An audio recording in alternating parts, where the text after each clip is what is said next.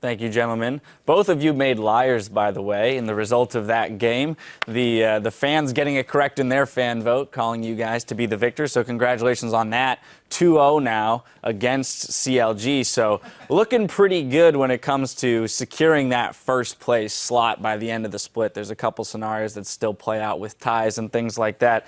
I do want to approach something that Zyrene pointed out there first, which was the Baron that you guys secured, which really opened the game up, and that ward placement. So part being fortuitous, but of just the fact that you guys were around the Baron, but you guys showed no hesitation in that call, Bjergsen. It was actually not me, it was Turtle who was calling out that Jinx had a lot of gold on her. He had kept track of how much gold he had, and he said that he's going to go back and he's going to probably buy Phantom Dancer or QSS here. He said she's going to back and we should do something off of this. So Turtle had been preparing that for about 30 seconds to a minute, and he was like, as soon as she does something, either we go for a turret, we go for a Baron, and then the opportunity just arose, and we went for the Baron. It was just a really good call. So a lot of foresight there for sure. Now let's go back to the beginning of the game. I want to open it up with an interesting level 1 ward placement, and I don't know if you were aware of this, Dyrus. You got away right before Link checked that bush with a Q. What was the plan there going in? Because the rest of the team was kind of setting up a line of scrimmage, and you went in for that one deep ward at the Krugs. Well, just like in that moment in the game, I don't even know why I'm here at this desk or there because I just got shafted all game. But anyways, I was just there because they walked in, I put a ward. If he caught me, worst case scenario, I die, but I would have just TP'd out. It would have been fine, but we would have TP disadvantage, but I think having the ward there is really important. Yeah, it's just since they invaded on our top side and we counter-invaded on bot side, Dyrus, he went for a really greedy board, but once you get that ward, you can pretty much spot where the jungler is going to start, because we have a ward on their side of the jungle and we have a ward on their top side of the jungle. So pretty much anywhere they started, we'd be able to know. So it is a bit greedy and he could have gotten killed, but it also paid off. Exactly. You guys, your early game there, as you said, you definitely were focused, right? And that was one of the things that was mentioned throughout the cast, was the fact that CLG was looking to focus you, Dyrus. But you, in turn, the rest of the team reacted by Santorin going top. You secured that early first blood on Zion Spartan, which we felt was pretty crucial, at least in terms of getting Wild Turtle a bit ahead. Was that the game plan from the beginning, basically sacrificing top laner and focusing on the other top laner? It's pretty known that TSM likes to have Dyrus in his own little world and on his own little island, and I think that just this game we had the opportunity to go for the trades. Right? We were able to go for the turret or go for a kill on Zion, and when a Corki gets ahead against Jinx, Jinx is a much later power spike. She really needs 2 items to really get going, but when Corki hits the Trinity Force, we hit the Trinity Force before Jinx even hit Infinity Edge, so that was such a big power spike on Corki. So we just took that trade-off where Lulu was going to be weaker, but our Corki was going to be so much stronger at one point in the game. Another thing is that with Lulu and Kennen, both low econ, they're both pretty similar, but Lulu is a lot more lower econ than Kennen.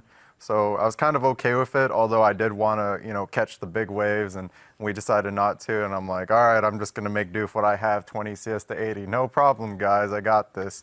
But it wouldn't be made possible with any other top laner, so it probably would have played out differently. The way Zion likes to play the 2v1 is he wants to get as far ahead as possible, and I guess that's one of the reasons why there was the Zion ban. Right, so to that effect, though, the Lulu was utilized very well. It was demonstrated in that replay of Wild Turtle with the Bloodthirster, the Lulu Shields, and the Lulu Ultimate. I mean, it almost just in terms of fanciful thought, I can't imagine the Corki going down at that point, right? So that gave you the security, I imagine, to take a lot of fights that maybe you wouldn't have been able to take with any other top laner, let alone one that then required some kind of an economy.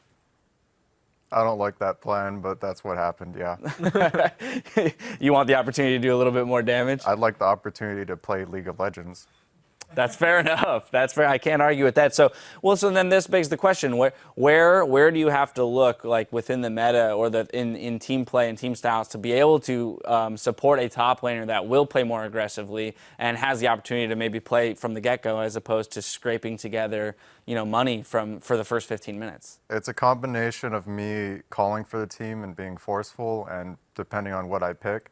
But it's also a combination of CLG spending a lot of resources to keep me down. They did really, really well in the 2v1 to get double lift on his own island where he can just get fed, and then they tried their best to put Kennen on his own island to get fed, and they set up those 2 waves while we got a little bit more advantages wherever our AD was, and when it shifted over, it just played out that way. Bjergsen, thoughts? It's really just that CLG, in the past, they were a very bottom lane focused team. Everyone says that double lift is the carry. He's always the carry of the team. But the new CLG, I really feel like Zion Spartan is the main focus of the team. They just like getting him ahead. In the 2v1, they really play for him to get ahead. And there's really no reason for us to pick another top lane carry and play into their style. It's much better if we just play our own style instead of playing into theirs. That is their real strength. And it really showed that they did play to the top side of this game, and we still managed to win against it. Yeah, picking up the Zed there, Bjergsen, just kind of the final thing I want to touch on. We saw an astronomical CS lead there for you in the mid lane. It's been mentioned before, Zed is one of the few mid laners that you can comfortably pick blindly and knowing that you'll still be able to be aggressive in the matchup. You know, how do you feel you're evolving as a mid laner approaching the end of the split here and your ability to really open up the map for your team with individual plays in the mid lane? I definitely think I can play other champions on Zed and blind other champions on Zed, but when they're giving us these kind of picks, like Lulu goes very well with Zed, it gives you the magic damage. Same with Corki, it just really opens up the Zed pick overall. Sejuani also great at setting up kills with Zed, so that game, Zed just is a really good pick, and since I'm very comfortable on it, we're very comfortable at playing that comp and playing that comp as a team, I don't see a reason not to pick it. And our pick band, the champions we play, it does often come up that we play Zed, and it might get a bit predictable, but I think that you can reach the kind of level of play with Zed that as long as your comp is good, even though their comp may be a counter comp, there's always a way to win. I actually do want to touch on one more thing, and it just came to me because earlier when we spoke to Loco Doco, we asked him, you know, what are the improvements that you guys are going to make to not forfeit such an early lead to CLG? And his response was, well, we just have to play the early game better, right? Obviously, not looking to give away a whole lot of info, you know, before the game, prior to the game. So we touched a little bit on the early game, a little bit, and the top lane trade-off strategy. But what other factors did you guys consider in looking to come out with a stronger early game this time around?